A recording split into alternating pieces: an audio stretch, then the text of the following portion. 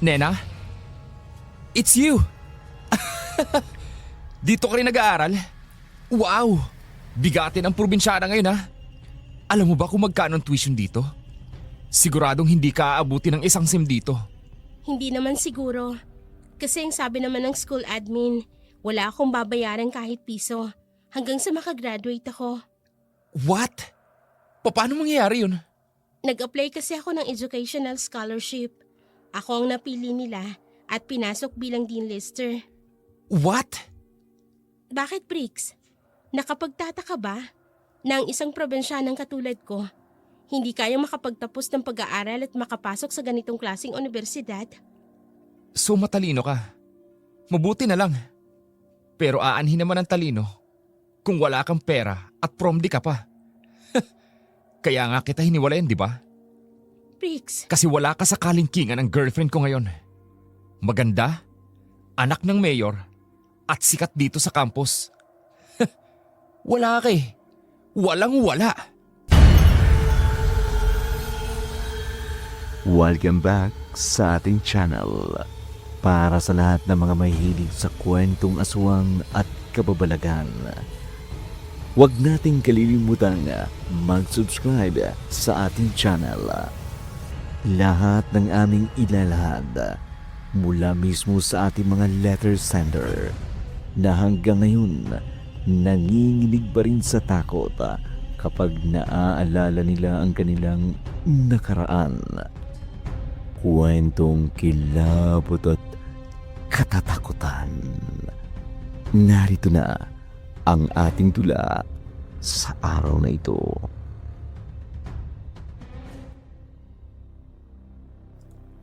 Si Briggs, dating kasintahan ni Nena ng 3 buwan. Sa ikling panahon ng kanilang relasyon, lumabas ang tunay nitong ugali. Minaliit ang estado nila sa buhay at hinamak ang pagkatao nila ng kanyang nanay Gloria. Nakipag-break ito sa kanya. Matagal nang nagbukas ang klase. Alam niya na sa universidad ding iyon nag-aaral ang lalaki. Magkaiba sila ng kurso, kaya madali sa kanya ang umiwas. Hindi siya umasa na makita at mapansin siya ni Briggs dahil may mga elite groups na laging kasama. Kabilang dito ang bago niyang kasintahan. Who the hell is that? Nina Dumente? Sino naman siya? Consistent ang pagiging top 1 niya sa grades and performance niya among all departments in the university. Hindi ko siya kilala. Which means, hindi siya sikat. Kilala ko siya, babe. Oh, paano? May something kayo, no? Wala no? Bakit ko papatulan ng probinsyanang yan? So, bakit mo siya kilala? Actually, she's my ex. What? So, that means, pumatol ka nga sa isang probinsyana? Eh di nagkaroon kayo ng something. Shut up, Olga! Sorry. I wanna know her. I don't care kung siya ang top student at the university. Pero ang malaman kung nauna siya sa buhay ni Briggs, that makes me bullshit.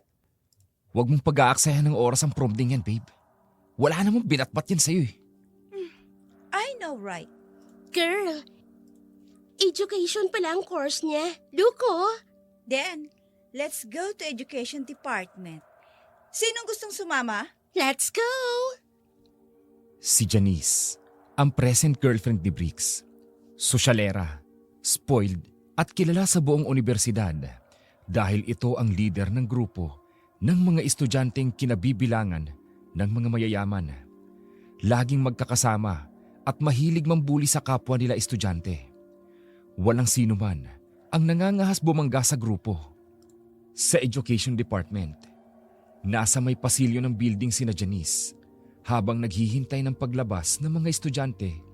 Nasa loob ng classroom, maiingay ito habang nagbibiroan. Oh my gosh! She's here! Yan ba si Nena? Bagay sa kanyang pangalan niya. Nena, manang na manang. In fairness, maganda siya. Makinis ang kutis. But look at the dress she wears. Ew! Papatulan ba siya ni Briggs? kung wala siyang ganyang katangian? Kaya target siya ngayon ni Janice. Sayang. Ano kaya? Hingin ko na lang kaya siya kay Janice. Ano? Para makasali siya sa grupo natin? She don't deserve it. Ew! Wala ka talagang taste pagdating sa babae, Sunny. You're so annoying! Anong pinagtatalunan yung dalawa? Wala naman, Beshi. Nahihibang lang tong si Sunny kasi nakakita ng isang cheap na probinsyana. Do you like her, Sunny? Hindi. Hindi, no? Nagbibiroan lang kami, Janice. Huwag kayong magbibiruan sa likod ko.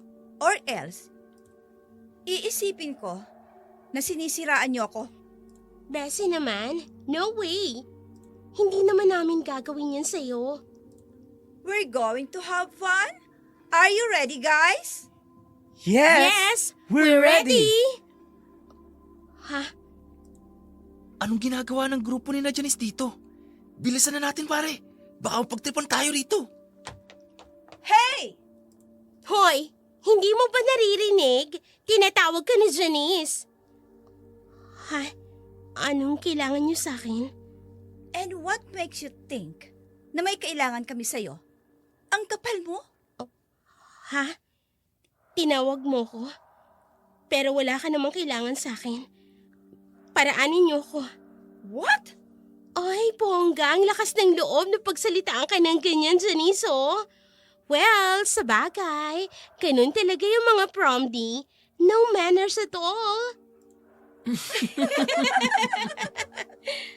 Ni hindi mo nga yata alam kung anong ibig sabihin ng manners. Oh, walang hiya kang promdi ka, ha? Tumigil nga kayo. Tabi! Seriously, interesado ako sa'yo. Hindi mo ba kami kilala? Buong campus, kilala kayo. Marami na akong naririnig tungkol sa inyo. Pero hindi ka natatakot? How dare you? Para sagutin ng pabalang ang kaibigan ko. Hindi ka ba natatakot sa parusang pwedeng igawad sa'yo? Parusa? May parusa ba ang pagsabi ngayon ng tama? Wow! I love your guts, girl. Makinig kayong lahat. Pagmasdan niyong mabuti ang babaeng ito. Tandaan niyo ang kanyang mukha. Siya ang ex ng boyfriend ko. Isang probinsyana at kilalang pinakamatalino sa school na to. Don't choose her as your friend kung ayaw niyong managot sa akin. Maliwanag ba? Watch out, girl. Nakasunod lang ako sa'yo. With your looks and brains, wala yan kumpara sa akin. Wag na wag kang lalapit sa boyfriend ko. Or else, I'll be your worst nightmare. Sa banta ni Janice, walang gustong lumapit kay Nena. Walang sino mang gustong kumausap sa kanya. Ang mga kaklase niya na dati ay humihingi sa kanya ng tulong or advice tungkol sa mga subject reports, lumalayo na rin sa kanya. Ngunit ang lahat ng ito ay hindi kawalan kay Nena. Nag-aaral siya para sa kanyang pangarap na makatapos para maiahon sa hirap ang kanyang nanay Gloria. Masayahing bata si Nena. Magalang, lalo na sa mga guro. Kaya kinagigiliwan siya ng mga teachers at sila pa mismo ang lumalapit kay Nena para batiin siya o kausapin ito. Did you see that, Bessie? Sino may sabing hindi siya kilala dito sa campus? Close yung mga teacher, oh. Look, may pabeso-beso pa yung prom din na yan. Ew! Ano kayang amoy ng taga-probinsya, ano? What a thick face. Gusto pa yatang kompetensyahin ka dito sa campus. Tingnan mo naman kung gaano na siya kilala ng mga professor. I'm not insecure at all. Ano bang kaya niyang gawin? Of course, kailangan niyang gamitin ang kanyang low profile technique para mapansin siya. Nakakairita ang pagbabait-baitan niya. In fairness naman ha, maamo talaga ang mukha niya. Malamlam ang mga mata. Oh my goodness, Beshi. Baka isang araw, balikan siya ni Briggs. What did you say? And you think, gagawin yun ni Briggs? Going to dump me? Babalik siya sa probinsyanang yan? As long as nandito siya, you think hindi posible mangyari yan? Hindi ako papayag. Tingnan mo, ayan na, papunta siya dito.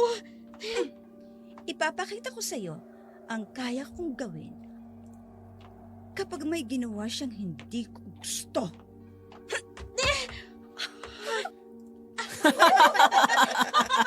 Oops! Ayan, nadapa ka tuloy. Dapat kasi, kapag naglalakad, nakayuko ka lang. Huwag kang tumingin sa mga taong hindi mo ka-level. Ang tuhod ko. Oh, look, Beshi. Nasugatan ng dalawa niyang tuhod. Oh no! Pati na ang braso mo. Ay, kawawa ka naman, Nena. Tingnan mo, no one dares to help you. Pinagtatawanan ka pa nila. Masyado ka kasing pabida eh. I hate it, Promdi. Ano bang problema niyo sa akin? Wala naman akong ginagawang masama sa inyo. Oh well, I don't have a problem at all. Ang saya ng buhay ko eh. Lalo na ngayon, may laruan na ako. At warning pa lang yun sa'yo ni Janice, girl. Nako, watch out for more. Paika-ikang naglakad pa uwi sa kanyang inuupahang silid si Nena. Malakas ang puwersa ng pagkakapatid sa kanya, kaya napaluhod siya, sabay nang naitukod ang kanyang mga siko sa sementong sahig. Dumugo ang kanyang sugat. Hinugasan niya agad ang mga ito. Tiniis ang hapding nararamdaman. Every weekend siya kung umuwi sa probinsya. Hindi niya naitago ang mga sugat na kanyang natamo. Ito ang unang-unang nakita sa kanya ng kanyang nanay Gloria. Nadapa ka. Di sana galos lang ito. Masama ang bagsak mo. May tumulak ba sa'yo? Wala po, Nanay Gloria. Ang totoo po, nadapa talaga ako. Ay, Nena. Yan bang natututunan mo sa pag-aaral mo sa bayan? Ang magsinungaling sa akin? Hindi po ako nagsisinungaling, Nay. Wala pong tumulak sa akin. Nabigla lang kasi ako. Hindi po ako nakapaghanda. Hindi ko naman po inaasahan na papatiring niya ako. Pinatid ka? Ay, bakit niya ginawa yon? Hindi ko nga po alam kung bakit mainit ang dugo niya sa akin, ay. Wala naman po akong ginagawang masama sa kanya. Hindi ko naman po nilalandi si Briggs. Iniiwasan ko nga po yung tao. Ay, naknag. Nagsiselos yun. Kasi maganda ka at matalino pa. Abay, maganda rin po si Janice, Nay. Alam niyo po ba? Sikat na sikat siya sa campus namin. At kinakatakutan po ang grupo nila. O bakit naman sila kinakatakutan? Mayayaman po kasi sila, Nay. Ang gagara po ng kotse nila. Lalo na po si Janice. Hatid sundo po ng driver nila. Minsan, ang dami pang kasamang alalay. Abay, naiinggit ka ba, Nena? Nako, hindi ho. Mas mayaman pa rin po ako sa kanila. Tingnan niyo nga po ang mga bundok at lupaing nasa paligid natin. Ang lawak, hindi kayang abutin ng tanaw.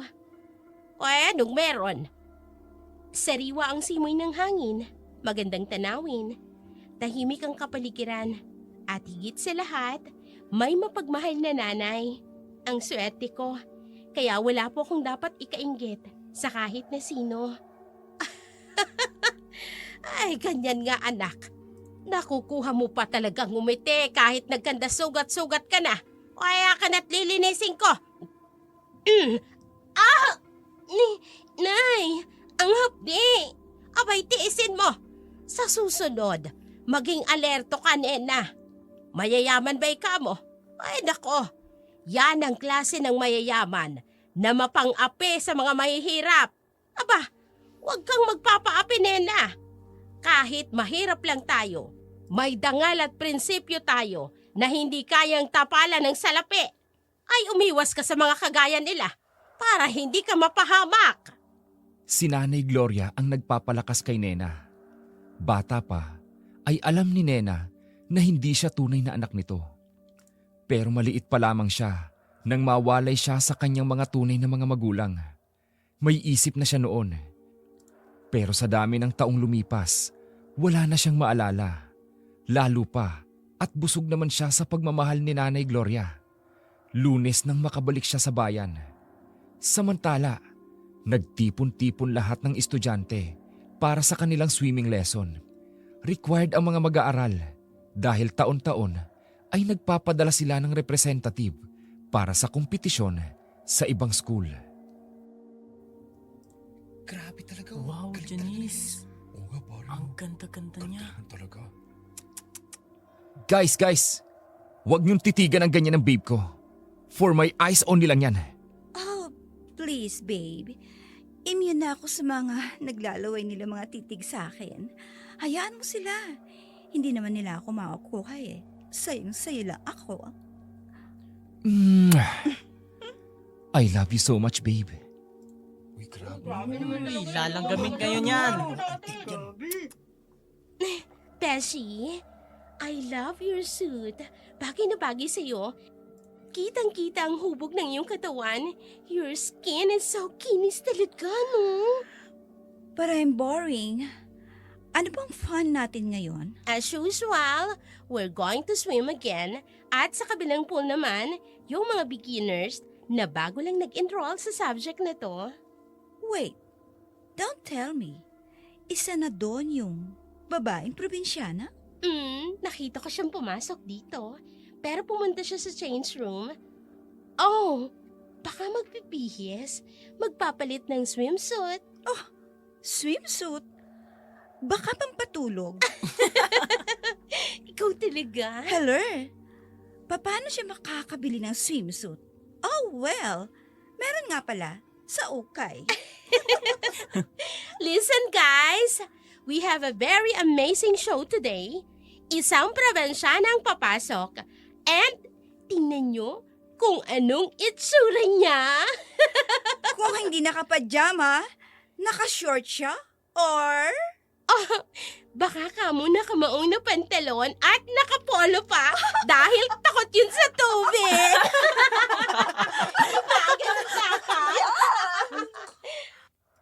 Wow!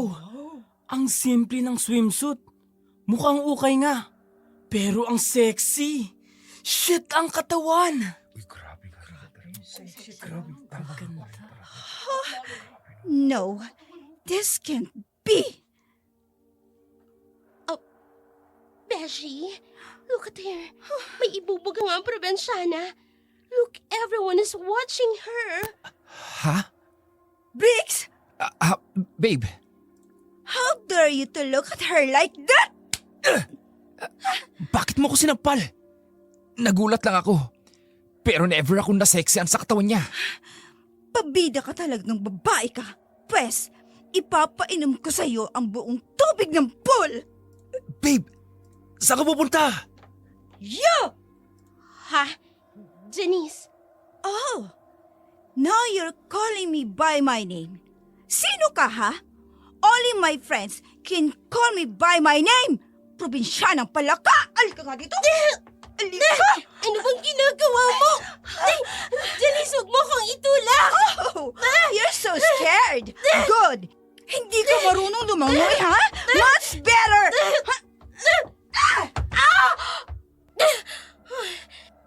Baka hindi siya marunong lumangoy. Baka malunod siya. Look! Marunong siyang lumangoy! Wow! Ang galing! Galing pala siyang lumangoy eh. Pasikat talaga yung babaeng yan. Look, nag-backstroke pa siya, Bessie. Tingnan mo. At chini-cheer pa siya ng mga nandito. Ano bang ginawa mo? Pinapasikat mo ang probensanang yan dito sa campus. Dumb girl. Sisikat siya. In her dreams. Malas siya dahil ako ang napili niyang kalabanin. Makikita niya. Siyang pagdating ng mga swimming instructors. Matalim na tiningnan ni Janice si Nena. Nakita niya na maraming humanga sa probinsya ng babae. Lalo siyang nanggigil. Ang lahat ng ito ay winalang bahala ni Nena. Kahit ano pang gawin sa kanyang pamamahiya ni Janice, ay hindi niya papatulan. Kaya niyang protektahan ang kanyang sarili. Kinabukasan, maagang pumasok si Nena. May mga report siyang kailangang i-encode. May libreng computers para sa mga estudyante. At doon lang siya umaasa. Niwala siyang cellphone o anumang gadget na pwedeng magamit para sa kanyang pag-aaral. Habang naglalakad siya sa pasilyo ng eskwelahan, nakasalubong niya si Brix. Agad siyang umiwas. Nena! Nena, sandali! Ano ba? Bitiwan mo nga ako, Brix. Lumayo ka sa akin. Huwag kang maarte. Wala na akong gusto sa'yo, uy. Alam kong umiiwas ka sa akin dahil takot ka sa babe ko. Lalo naman ako. Hindi ako natatakot dahil wala naman akong ginagawang masama sa girlfriend mo. Umiiwas lang ako sa gulo. Pero dahil may pinagsamaan tayo, babalaan lang kita. Ha? Bakit? Anong plano ng girlfriend mo sa akin? Plano? Sa isang pitik lang ng daliri? Kung anong naisip niyang gawin, yun ang gagawin niya. Kaya kung ako sa'yo, mag-drop out ka na. Umalis ka na rito. Lumipat ka na ng ibang university. Bakit ko naman gagawin yan? Para tigilan na ako ni Janice? Brix, pwede ba? Huwag mong sabihing sunod-sunuran ka lang sa girlfriend mo. Ito ba ang babaeng gusto mo? Ang paikuting kanya sa palad niya? Ha? Pagsabihan mo yung babe mo na mag-aral siyang mabuti at huwag siyang mambuli ng kung sino-sino. Baka isang araw, makatagpo siya ng katapat. Magsisi siya. And what's the meaning of this? Ha, Brix? Ha? Stupid kang babae ka? I just warn you na wag mong lalandiin ang boyfriend ko! Siya ang lumapit sa akin, hindi ako. Magtanong ka nga muna bago ka manggalaiti sa galit. Tapos na kami. Ayaw na namin sa isa't isa. Period. Look what she did! Tinalikuran niya ako? Of all people, ang probinsyanang yon, yun pa ang gumawa ng pambabastos sa akin? Babe, hayaan mo na siya. To hell with you! Babe, huwag kang maniniwala sa prom ding yun, okay? Nagkasalubong lang kami. Wala kaming pinag-usapan tungkol sa amin. You know I love you, right? Hindi ko na siya babalikan pa. Bakit hindi mo siya pinigilan? Dapat, kinaladkad mo siya pabalik dito sa akin! Because I'm not done talking to her! Tinalikuran niya ako? She insulted me! Okay. Anong gusto mong gawin ko? It's too late! Ayun na! Nawala na sa paningin ko! O ano? Hahabulin mo siya? Tapos ano? I'm sorry. Kung kinakailangan tumalon ako ng building para hindi ko siya makasalubong. Babe, gagawin ko. I'm sorry. Sorry na. Huwag ka na magalit. Gawin mo, Brix. And I don't care kung ikakamatay mo ang pagtalon mo ng building. Oras na makita ko kayo sa akto, kahit magkatingin na lang kayo, isusumbong kita sa daddy ko and you're finished! Ha?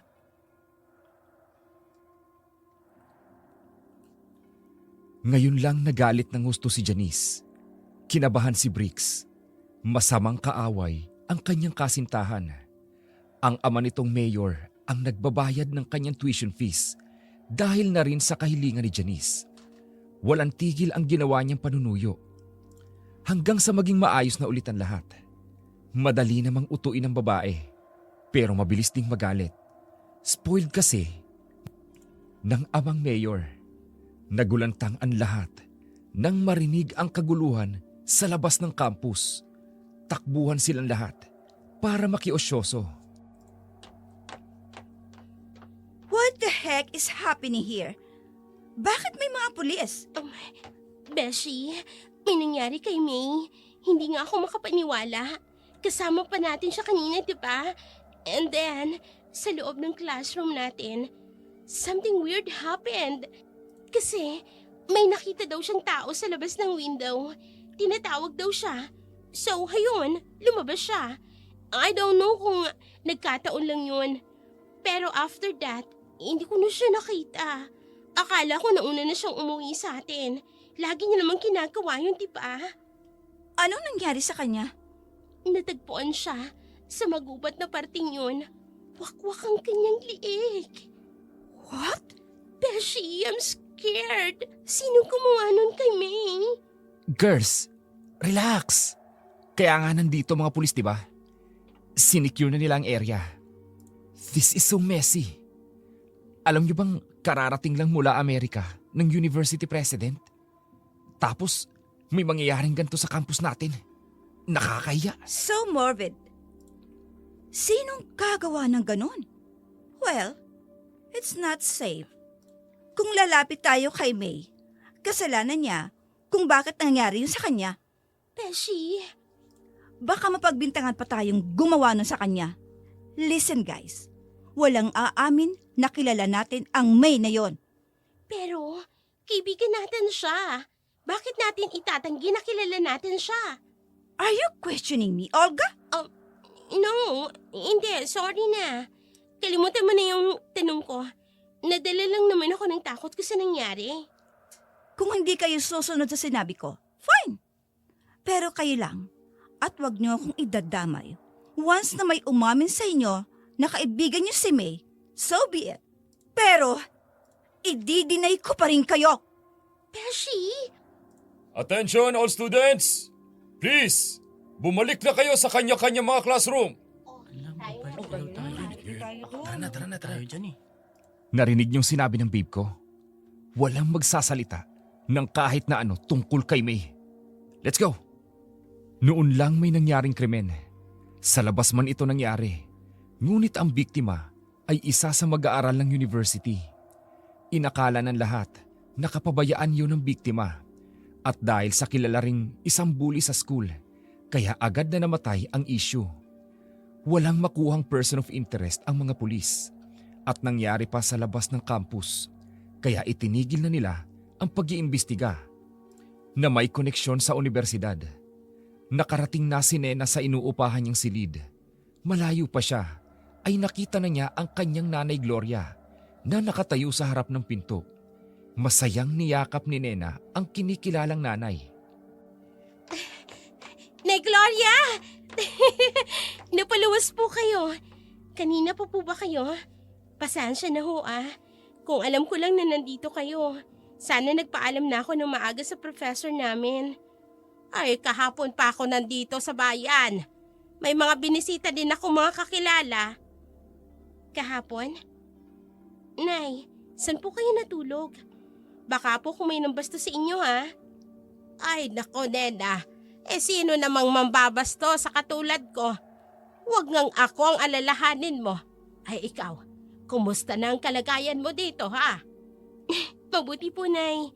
Natapos na po ang araw nang walang nambuli sa akin. Abay, tama ako. Hindi ba anak? Magsasawa din ang mga taong yan, lalo pa. At hindi sila pinapatulan sa kanilang pang-aasar. Sana nga po, Nay. Pero sa tingin ko, kaya po tahimik ang grupo ni Janice dahil po sa nangyari sa isa naming ka-schoolmate. Oy, bakit? Ano bang nangyari? Natagpuan pong wakwak ang kanyang liig sa di kalayuan sa campus namin. Ang sabi po ng mga pulis, baka daw po may kinatagpo yung biktima ng isang adik. Ay kaya ba ng isang adik na magwakwak ng liig ng tao? Oo daw po, kasi nga adik daw. Wala sa sariling katinoan, Nay. Kapag sobrang nalango sa ipinagbabawal na gamot, nagiging hayop na ang tingin niya sa tao. Kaya sila nakakagawa ng karumal-dumal na krimen. Oy, ganoon ba yon? Ay, ano naman ang reaksyon nung Janice na sinasabi mo? Yun na nga pong ipinagtataka ko, Nay. Kagrupo niya po si May. Bully din yun Pero bakit wala silang pakialam? Ni isa po sa kanila, walang lumapit sa bangkay ni May. Ay, baka naman natatakot. Yon ang kabayaran ng kanilang pananakit sa kapwa. Nay? Ay, siya nga pala anak. May dala kong lulutuing ulam dito. Abay, ipagluluto kita. Tutulungan ko na po kayo, Nay. Ay, nako, hindi na. Wag na. Ako na ang bahala. Magbihis ka na ng pambahay at magpahinga. Tatawagin na lamang kita kapag nakapagluto na ako. Mahal na mahal talaga ako ng nanay ko. Dahil ikaw ang yaman ko sa buhay, Nena. Hanggat hindi mo natatagpuan ang iyong tunay na pamilya, ako ang magiging sandalan mo sa lahat ng bagay. Nanay Gloria.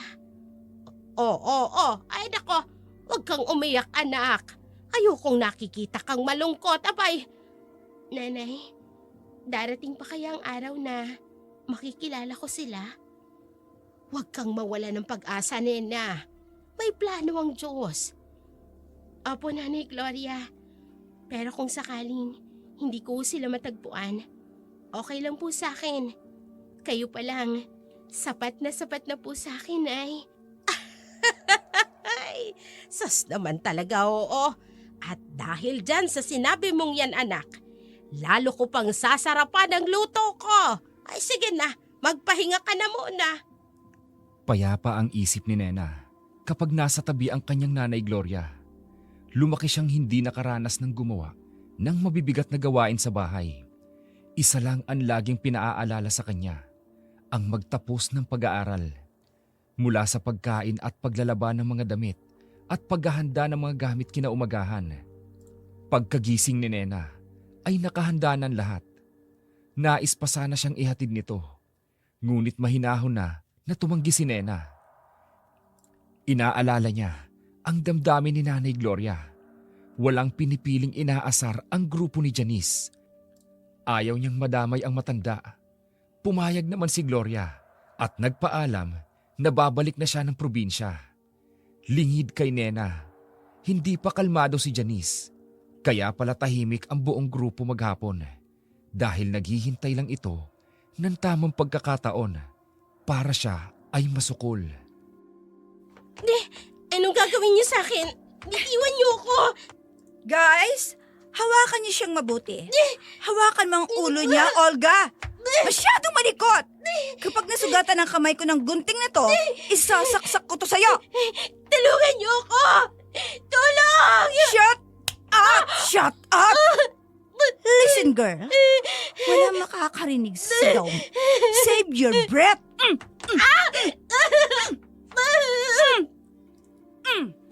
Huwag mong gupitin ang buhok ko, ano ba?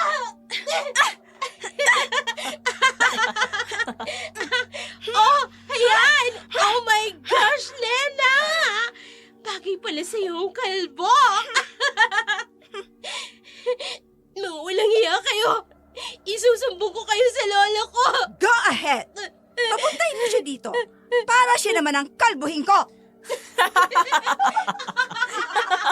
Kawawa naman!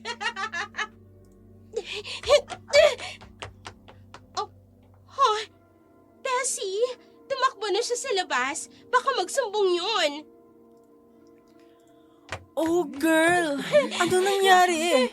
Bakit ganyan ang buhok mo? Sila ang gumawa nito sa akin. Ginupit nila ang buhok ko. Pinaglaruan nila ako. Grabe talaga silang grupo na yan. Anong kaguluhan to? Oh no! Beshi, anong gagawin natin? Nandito na ang may-ari ng university. This is so thrilling. Akong bahala. Watch me. Oh, Nena. Bakit gumawa ka ng gulo dito? Mr. President, marami pong nakakita na siya mismo ang gumupit ng buhok niya. Binibiro lang namin siya eh. Tapos, bigla na lang siyang umiyak kasi nasobrahan na ng ikli ang buhok niya. Tapos nagsisigaw na siya nang bubulahaw ng mga estudyante, pati ng mga klase, na istorbo dahil sa kanya. Hindi totoo yan. Sinungaling ka, Janice. How dare you? That's enough! Wala bang regulasyon ang school na to na bawal ang komosyon ng anumang kaguluhan? Siya, sir, ang nagpasimuno nito. At ang pinakabawal ay may bullying na nangyayari sa universidad na to. Mr. President, pasensya na po. Kami na po ang bahalang mag-settle ng problemang ito. Sorry po. Umuwi ka na muna sa inyo. Huwag ka munang umattend ng mga subjects mo para sa araw na to. You're excused. Salamat po, sir. Sorry po. Kung nakagawa po ako ng eksena, hindi ko naman po sinasadya. Wala naman po akong ginagawang masama. Pero bakit nila to ginagawa sa akin? Pasensya na po talaga. Anong pangalan mo? Nena po, sir. Nena Dumente. Malapit lang ba ang bahay mo dito sa universidad? Taga-probinsya po kami ng nanay Gloria ko. Pero yung inuupahan ko pong silid, malapit lang po dito. Umuwi ka na. Here, Nako, huwag na po, sir. tanggapin mo na. Ipaayos mo ang buhok mo sa parlor. Hindi po ako maaaring tumanggap ng kahit na ano. Lalo na po ng pera. Galing sa taong hindi ko po kilala. Pasensya na po. Aalis na po ako, sir. Oh, did you hear that, Bessie? Sa mismong presidente ng school natin, nagkwento siya. That nerve! Ang kapal! Ano yun? Feeling close sila ng may-ari ng university? Baka gustong makishare. Malay mo naman, di ba? Ladies, please come to the grievance office. Now! Oh no! Anong gagawin natin? Relax, okay? Huwag kang papahalata. Baka magpa-imbestiga sa nangyari. Nakakainis talagang prom girl na yun. Nalagay tuloy tayo ngayon sa alanganin. That bitch, makikita niya. Hindi lang yan ang gagawin ko sa kanya. Mismong school admin ang nagbigay ng excuse kay Nena. Napauwiin ito para ayusin ang sarili. Ayon na rin sa utos ng may-ari ng university. Samantalang ang grupo ni Janice ay ipinatawag sa grievance office upang imbestigahan. Pinangatawanan ni Janice ang istoryang binuo niya. Para ang sisi ay maibuntun lahat kay Nena. Walang tigil ang iyak ni Nena. Sobrang kahihiyan at sama ng loob ang ginawa sa kanya ng grupo ni Janice. Nang makauwi, ay agad siyang napayakap sa kanyang nanay Gloria. Ay, anong nangyari? Sinong gumawa nito sa'yo? Nay?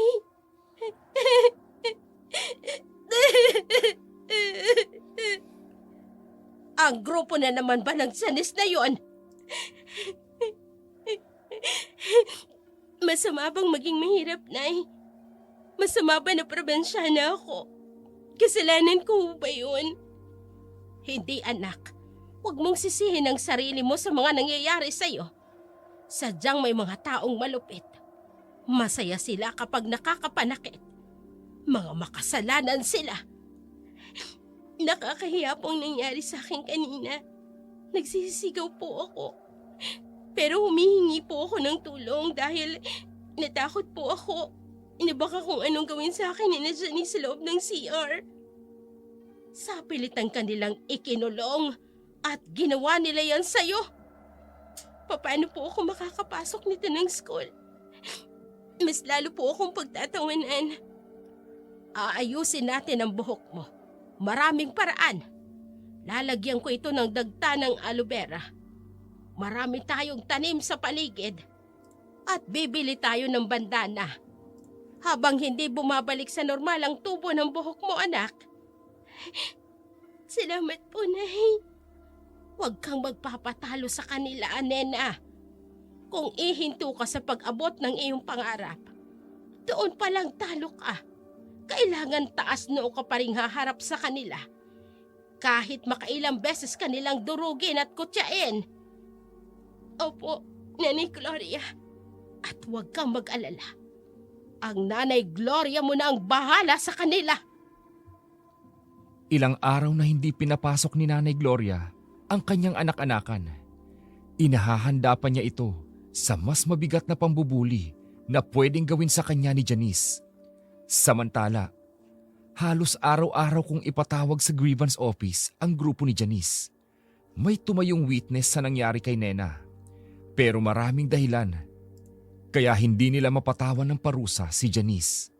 Dahil alam nila na aapila ang mayor na ama ni Janice. At dahil walang CCTV sa loob ng banyo ng mga babae, kaya walang matibay na ebidensya ni si Janice nga ang nambuli sa kanya. Umuusok ang tenga. Sa galit, si Janice.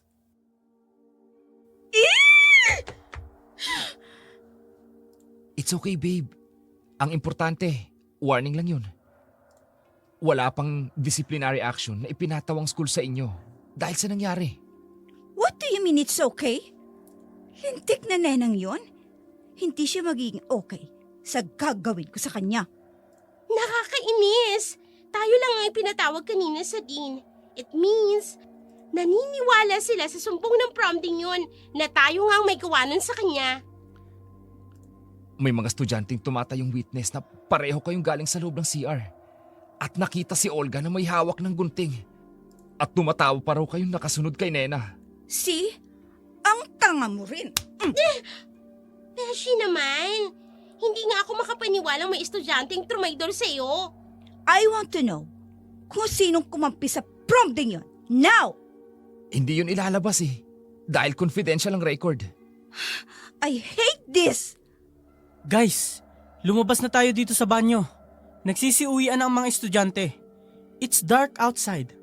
Baka masaraduhan tayo ni Manong Guard. Come on, babe. Wala kang sundo ngayon. Kaya ihahatid kita sa inyo.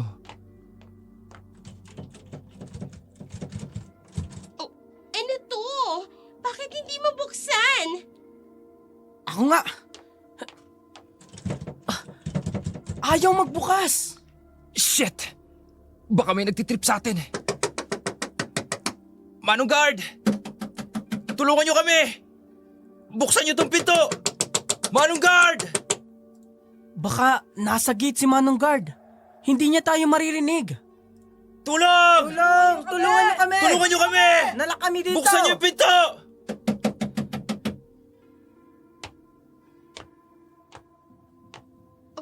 May naririnig akong paparating. Ay, help us! Buksan niyo naman ang pinto! What happened? Bakit walang nagbubukas ng pintong to? Hey! Open this door! Makalabas lang kami dito. Lagot ka sa daddy ko! Open this door! Di ba narinig natin lahat? May tao sa labas. Shit! Bakit hindi tayo binuksan? Kanina pa tayo kumakatok at sumisigaw dito ah. May nantitrip sa atin. Baka hindi na tayo makalabas dito. Bubugbugin ako ng kapatid ko kapag hindi ako nakauwi ngayong gabi. Hindi ako matutulog sa nakakadiring lugar na to, no? Please! Kung sino man ang nandyan, tulungan nyo kami! Buksan nyo tong pinto! Ay, kinikilabutan na ako. Natatakot na ako, Beshi! Tumigil ka na nga! Ikaw tong pinakaduwag sa grupo! Open this door! Right now! Mananagot ka kapag hindi mo to binuksan! Palabasan niyo kami dito!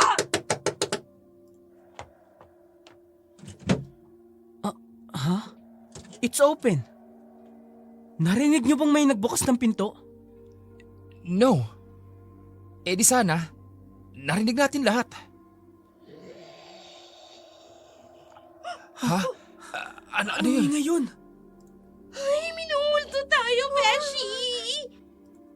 You're so OA. Naniniwala ka sa multo?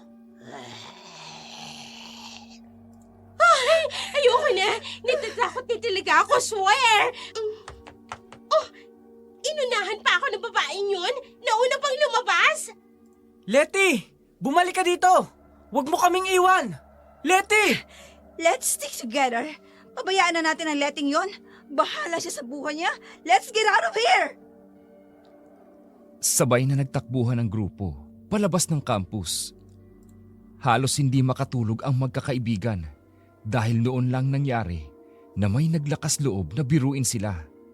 Kinabukasan, bago pa man magsimula ang oras ng first subject ng mga estudyante, may mga komosyon sa loob at labas ng campus. Makikita na may nagkalat na dugo sa simento papunta sa labas hanggang sa masukal na parte ng school building. Takbuhan ang grupo ni Janice sa mismong pinangyarihan at doon ay nakita nila si Letty. Puno ng dugo ang katawan, Wakwak ang tiyan at anyong may dumambang isang mabangis na hayop. Hindi nakayanan ng mga nag-uusyosong estudyante ang itsura ng sinapit ni Letty.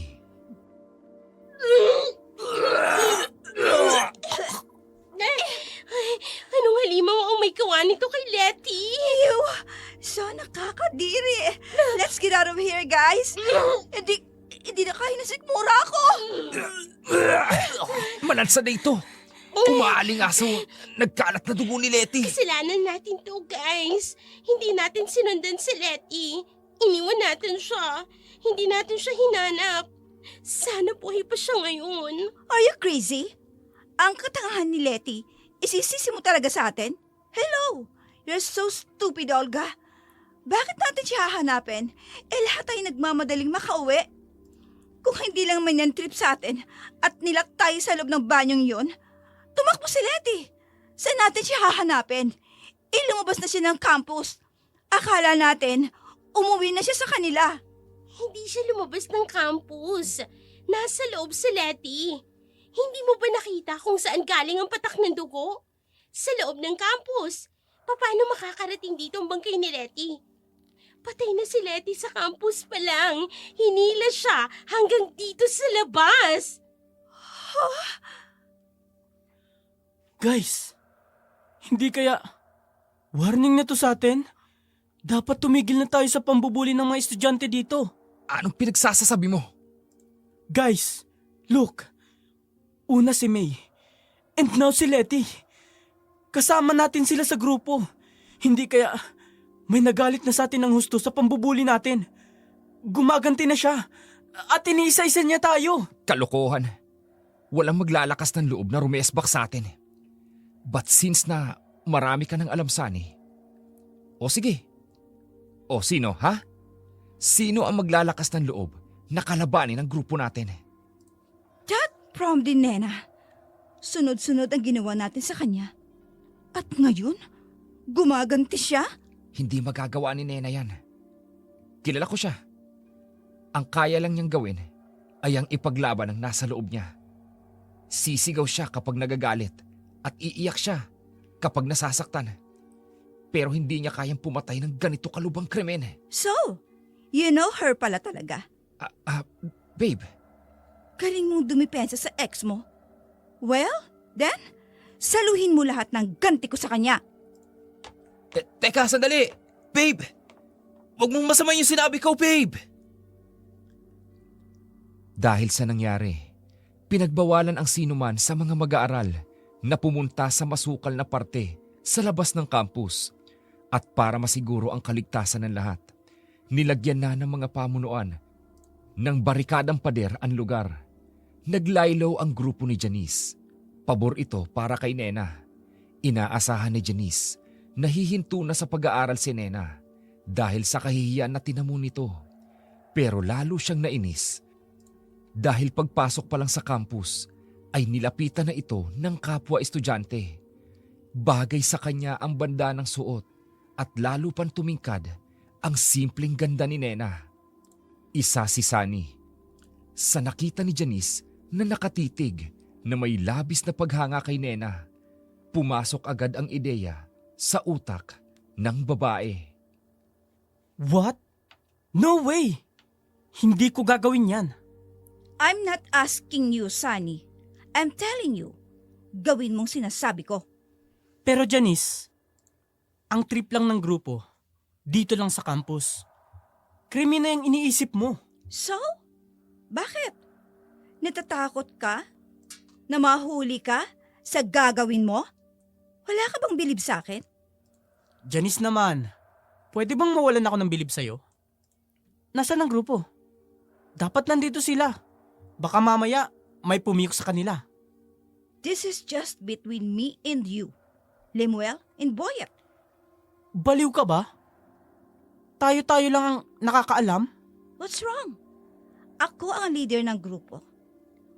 Wala ba akong karapatang magplano at magdesisyon ng gusto ko? Hello? May officers ba sa grupo? This is crazy. Si Brix, alam ba niya ang plano mo laban kay Nena? Wala akong pakialam sa Bricks na yon. Baka mamaya, kumontra pa siya. Yes, yun na nga eh. Look, Janice. Sa iba mo na lang ipagawa yan, okay? Mayaman ka. Kaya mong magbayad kahit isang batalyon na rapist. Payag ka na maunahan ka ng iba kay Nena? Ha? Hindi ba? May gusto ka kay Nena? Eh di, ito na ang pagkakataon mo. Eh,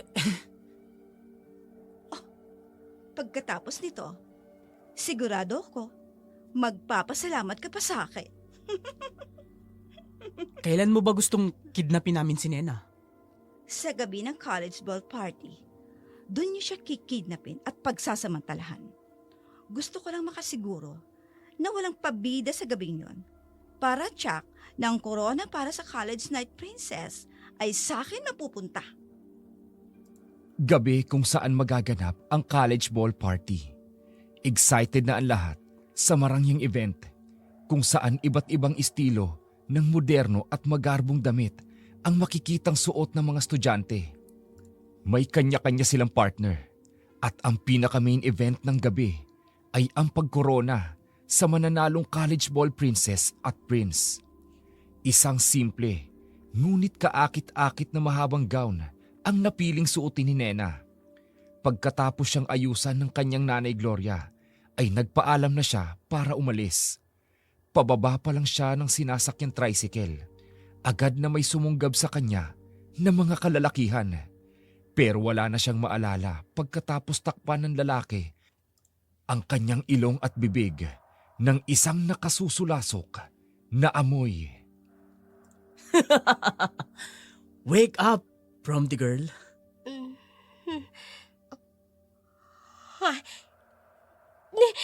Nasaan ako? Bakit niyo ako iginapos? Anong lugar to? Sa lugar na walang ibang tao maliban sa atin. Sa lugar kung saan, kahit sumigaw ka pa, wala ni isang makakarinig sa'yo. Bakit niyo ba ginagawa sa akin to? Ano bang kasalanan ko sa inyo? Wala lang. Pasensya na. Mainit ang mata sa'yo ni Janice eh. Actually, siya ang nagplano nito. Pabor sa akin. Kasi noon pa man, may gusto na ako sa'yo. Isang mahirap na probinsyana, pero nakatatakam ang ganda. Ano ba? Itiwan mo ko! Maawa ka sa akin! Ano ba? Hawakan niyo siya! Sige, pare, tara, hawakan natin. Ayoko! Sige! Lumaban ka para lalo kaming mag-init. Wag! Maawa kayo sa akin! Wag! Wag! Pare. Nawalan siya ng malay, pare. Eh di mas mabuti.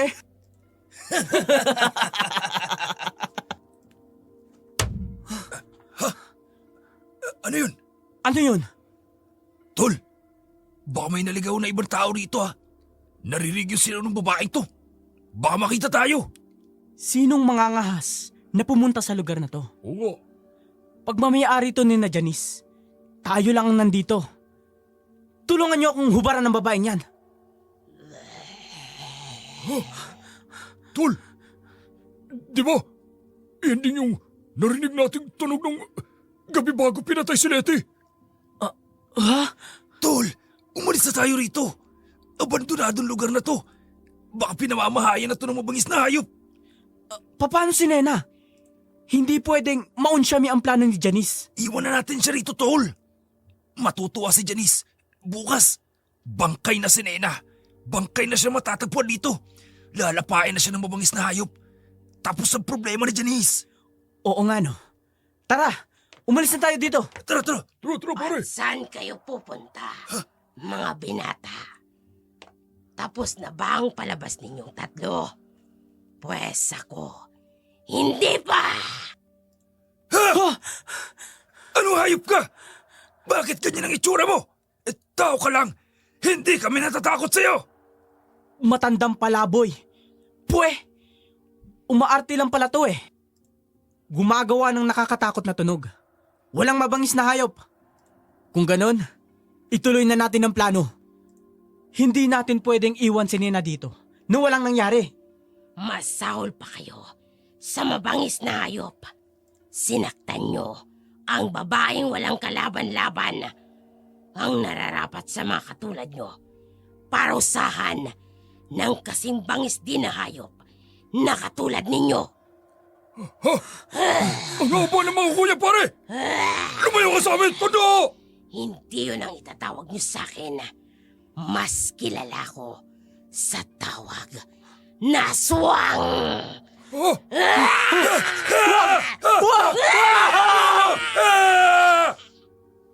Nakapaninindig balahibo ang mga sigaw mula sa abandonadong lugar.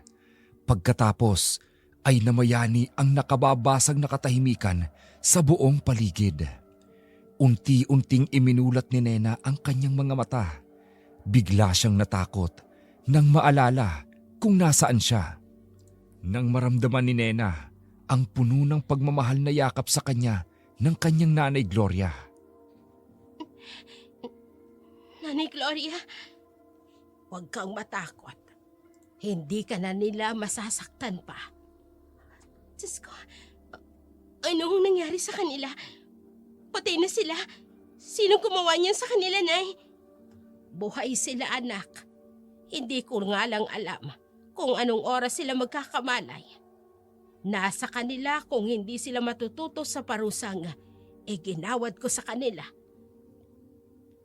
Nanay, kayong ang mga taong katulad nilang mapang-api at mapanghusga ang siyang nagtutulak sa akin para parusahan sila.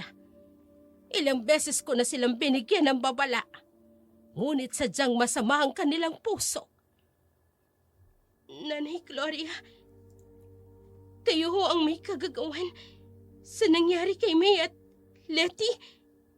Patawarin mo ako, anak. Kayo ang sinasabi nilang mabangis na hayop. Pero hindi isang mabangis na hayop ang gumawa nun. Kung hindi isang... Nanay Gloria, hindi ko alam na isa kayong aswang.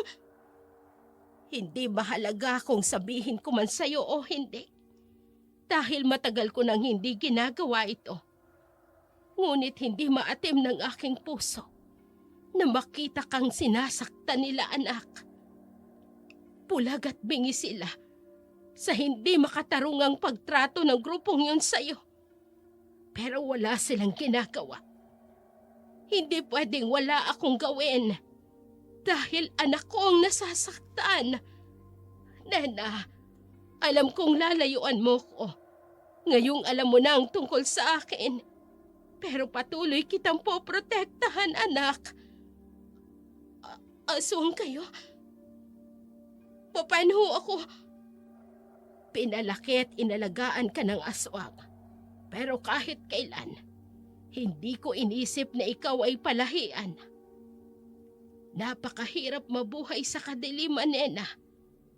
Ikaw lang ang bukod tanging nagdala sa akin sa liwanag. Mabangis na hayop. Aswang. Sino ho ako para husgahan ang totoong nilalaman ng inyong puso, Nanay Gloria? Kayo ho ang nanay ko. Mahal na mahal ko po kayo. Nena, anak ko. Kailangan na po nating umalis dito. Baka po magkamalay sila. Uuwi. Hindi ba't dadalo ka sa mahalagang okasyon ng inyong eskwelahan? Punit-punit na po ang gown ko, Nanay Gloria. Marumi na po. Naroon po ang lahat ng estudyante at ang grupo ni Janice. Pagtatawanan nila ako. Ngayon ka pa ba mag-aalala, anak? Nasa tabi mo na ang iyong Nanay Gloria. Nay, sasamahan kita. Huwag kang matakot. Poprotektahan kita. Kasalukuyang nagsasaya ang lahat Halos lahat ng estudyante ay nasa gitna ng dance floor at nagsasayaw. Ang mga kalalakihan ay may bitbit na kopeta na may lamang alak. Lahat ng pamunuan sa universidad ay nasa tabi lamang at nanunood. Naghahanda sa tamang oras ng pag-anunsyo para sa dalawang makokoronahan sa gabing yun. Nang bumukas ang malaking pinto at pumasok si Nena, agad na maririnig ang mahinang mga komosyon, ang kanya-kanyang reaksyon nang makita ang punit-punit at maruming gown na suot ni Nena. Anong ginagawa ng babae niyan dito? Bakit ganyan ang itsura niya? Ew! Paano niya natakasan ang tatlong yun? Natakasan? Sinong tatlo? What the hell, Janice? Anong ginawa mo kay Nena? Shut up! Iha, are you okay? Bakit ganito ang suot mo? Ano nangyari sa'yo? Dahil sa babaeng yan, Yung si Janice yung tinulong. Damn you, bitch! Kakalbuhin kita! Janice! Bitawan mo ko! Huwag mo akong pipigilan. Pabidang probinsyanong babaeng to! For your information, kanina pa kami dito. Ikaw ang wala! Huwag kang magturo! Kung ayaw mong bumalik sa'yo, ang drama mo ngayong gabi! drama. Hihintayin kong magkamala yung tatlong lalaking inutusan mo na kidnapin at gahasain ako. Grabe na talaga siya. Miss Domingo! Totoo ba ito? Huwag kayong maniniwala sa babaeng yan. Naiinggit siya dahil ako ang pinili ni Briggs at hindi siya. Mayaman ako at sikat ako sa campus. Gusto niya akong siraan sa lahat ng tao sa university. Sinungaling ang babaeng yan! Sagad na ang kasamaan mo, Janice. Ibang klase ka mampuli. Halos lahat na mag-aaral sa campus, biktima ng pambubuli ng grupo mo. Lalo na mga estudyante na mahirap. Baduy kong pumorma. Mumurahing damit ang suot. Anong pakialam mo sa bigay ng Diyos sa amin? Hayop kang babae ka? Tatapusin na kita! Tama na! Tumigil ka! Mr. President, Matagal nang alam ng buong admin na may bullying na nangyayari sa loob ng campus. ha? Oh no, hindi maaari ito. Patay ako sa pamilya ko. At ngayon, sukdulan na ang ginawa ng grupo mo, Miss Domingo. Hindi lang para mang-asar, kundi para gumawa ng krimen sa kapwa ninyo mag-aaral. Ano? I-expel niyo ako? You can do that, Mr. President. Nakakalimutan mong mayor ng bayan na to ang daddy ko. At sa akala mo, palalagpasin ka ng mga magulang ni Nena sa krimeng ginawa mo sa kanya. That bitch is an orphan. Ampun lang siya. Hindi niya deserve ang magkaroon ng masayang pamilya dahil tinapon lang siya ng mga parents niya. Sumusobra ka na. Huli ka dito. Aray! Ang lakas ng loob mong hawakan ako! Bitawan mo ako! Napakasama mo! Walang iyak ka! Tama na! Tumigil na kayo! Guards! Dalhin ang grupo ni Miss Domingo sa presinto! Ngayon na! Bakit nagkakaganyan? Why me? Hindi niyo magagawa sa akin to! Mananagot kayo sa daddy ko! Bitawan niyo ako! You can do this to me! No! Dahil sa gulong nangyari, ipinahinto ng pamunuan ang kasiyahan. Agad na kumalat sa social media ang buong nangyari. Dahil sa kanya-kanyang kuha ng video ng mga estudyante, hindi nakaligtas ang grupo ni Janice. Sa himpilan ng pulisya, matigas pa rin ang pagtanggi nito na may kinalaman siya sa nangyari kay Nena.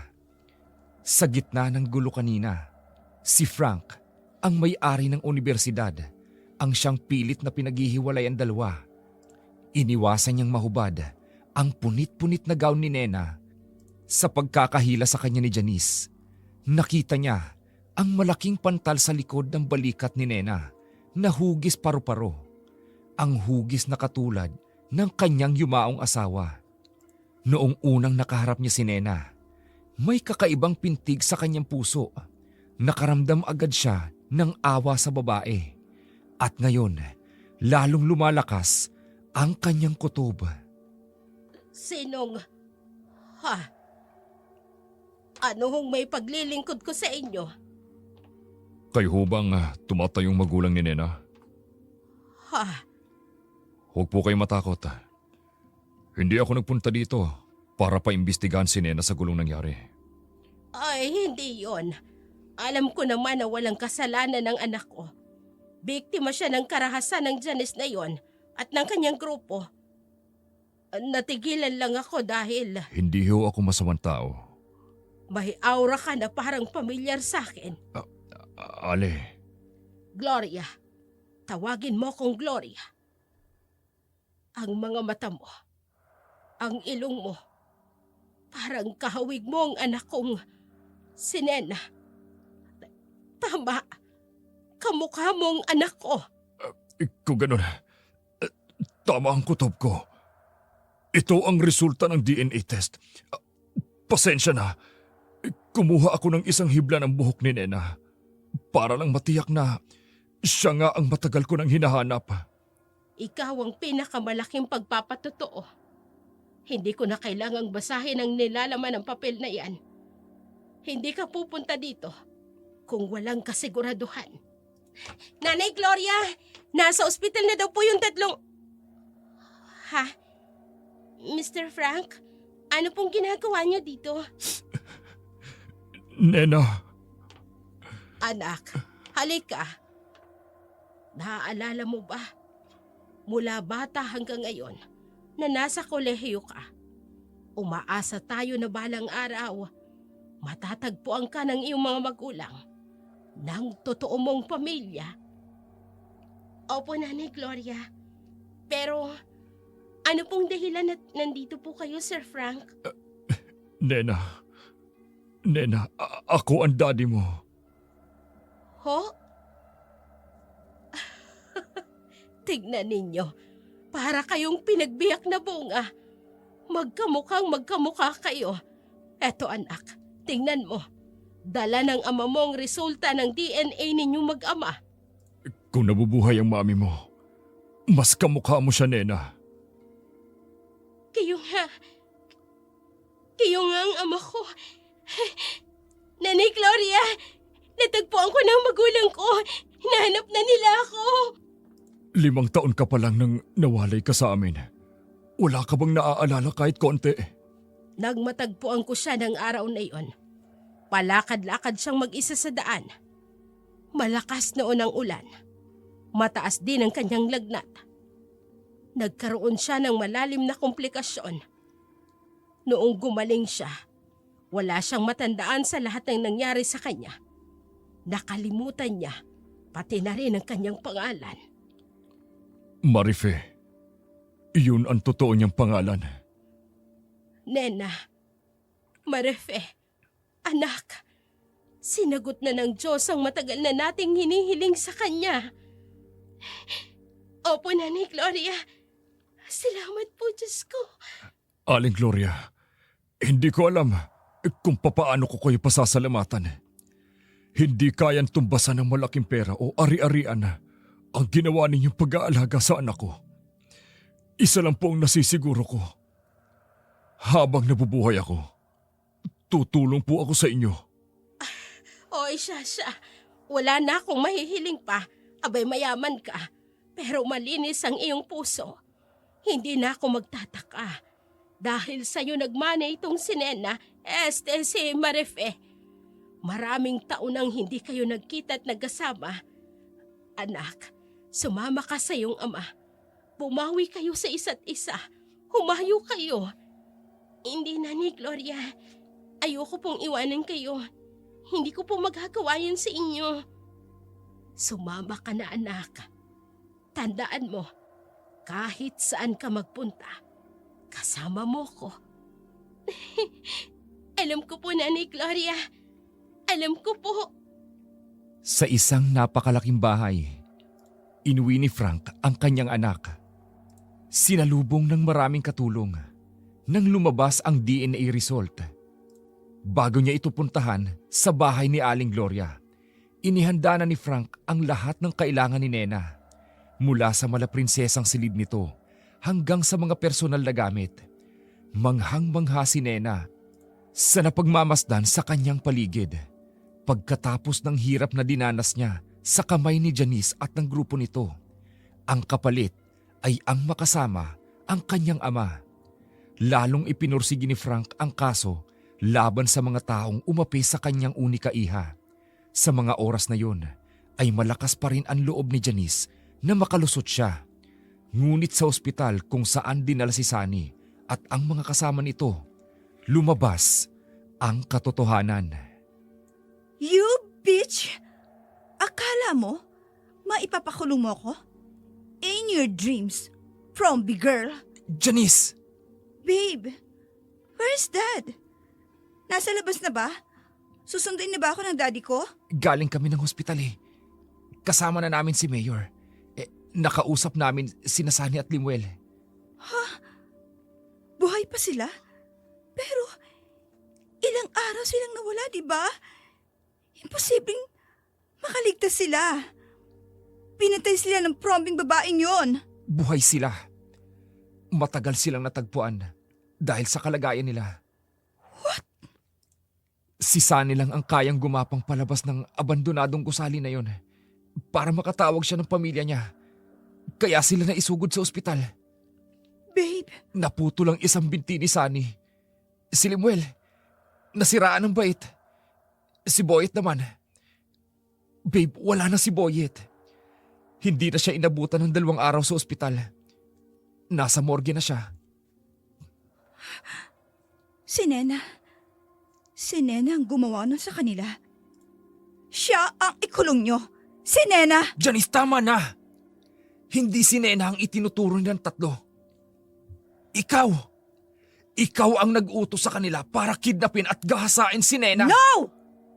What are you saying? Ako ang leader ng grupo. Sa akin ka maniwala. Sa akin kayo maniwala. Where's Dad? Papasukin niyo si Daddy. I want him to get me out of here. Daddy! Hindi pupunta dito si Mayor. What? Sira ka ba? Tell Daddy that I am here. Tell him! Malapit ng eleksyon. Ayaw ni Mayor na madrag yung pangalan niya sa ganitong issue. Lalo pa, alam niyang hindi ka makakalusot sa kasong isinampa sa'yo ng pamilya ni Nena. Ano? No. Mahal ako ng daddy ko. He cannot do this to me. Alam ko, babayaran niya ang mga pulis para mapawalang bisa ang kinaso nila sa akin. And that Fromby girl, siya ang makukulong. Wala siyang pera. She have nothing at all. Makukulong siya sa paninirang puri niya sa akin. Hindi papayag si Mr. President na mangyari yun kay Nena. At anong pakialam ni Mr. President dito? Labas siya sa kaso namin ng probinsyanang yon. Si Nena, ang nag-iisang anak ng may-ari ng university. Ano? Kumpara sa yaman ni Mayor, walang sinabi sa yaman ni Mr. President. No! Kami ang pinakamayaman sa bayang ito. Kalokohan ang lahat ng to. Pinagkakaisahan niyo ko. And you, Briggs, how dare you? Pagkatapos ng lahat ng favor na binigay sa'yo, kung hindi sa pera ng daddy ko, hindi ka makakatuntong sa kolehiyo. And now, gagawin mo to sa akin? Matagal na akong nilalamon ang konsensya sa pagpapabayad ni Mayor sa tuition fees ko. At hindi ko na rin kayang sakyan pa ang mga trip mo. Pero sobrang yabang mo, Janice. Lahat ng gusto mo ginagawa ko. Wala kang pakialam sa damdamin ng ibang taong nakapaligid sa'yo. Babe, Nagkamali tayo ng taong binangga. Isang mahirap na probinsyanang babae. Turns out na mas mayaman pa pala sa'yo. Ngayon, siya ang magpapabagsak sa atin. hindi totoo yan! At sa'yo! Hindi! Drama lang lahat ng yan! Huwag kang mag-alala. Okay? Don't worry. Hindi kita iiwan. Tutulungan kita. Aalagaan kita. Kahit nasa kulungan ka na. Bullshit! I'm